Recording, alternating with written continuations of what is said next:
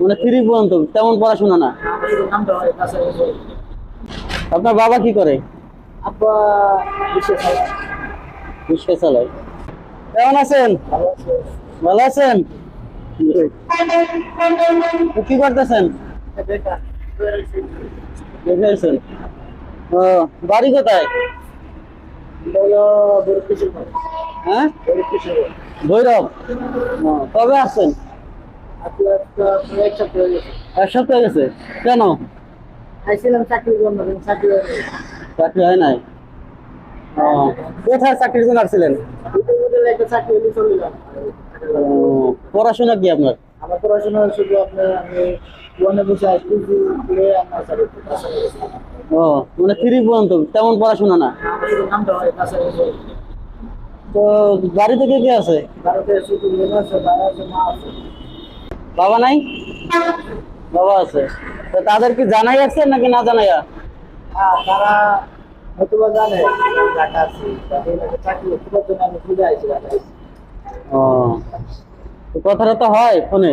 আমি ফোন চালাই ফোন না। তো তারা আপনার খোঁজ করে না? তারা তো চিন্তা করবে যে কোথায় গেলেন, যোগাযোগ না করলে। সেইভাবে থাকলে তো আপনার কষ্ট হইতেছে। তো চাকরি টাকরি কি খোঁজেন? তো কেউ চাকরি টাকরি দেয় না? মানে সিঙ্গাপুরে ছিল করতো আমার ঘুরে আইডি একটা জন্য চাকরি আমি তো ঘুরে গেছি তো ঘুরে হ্যাঁ। আমি তো ঘুরে গেছি ও, নতুন ভোটার আইছেন, এই জন্যই তো সমস্যাটা হইতেছে। আর ঘুরে আইডি টা পাই না আমার সমস্যা নেই।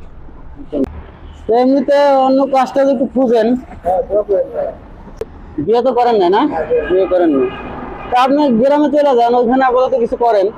দোয়া করেন ভাই। পারিবারিক সমস্যা তো নরমাল ভিটা বাড়ি পারিবারিক সমস্যা আছে জমি জমা নিয়ে। আপনার আর কোনো মানে বড় ভাই নেই? আপনি বড়? আপনার বাবা কি করে? আব্বা বিশেষ রিক্সা চালায়।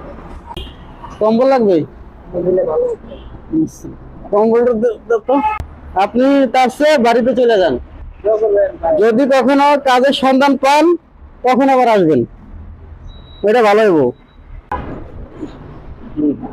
তো রাখেন, দয়া করে আর কোনো চিন্তা করবেন না, আল্লাহ ভরসা।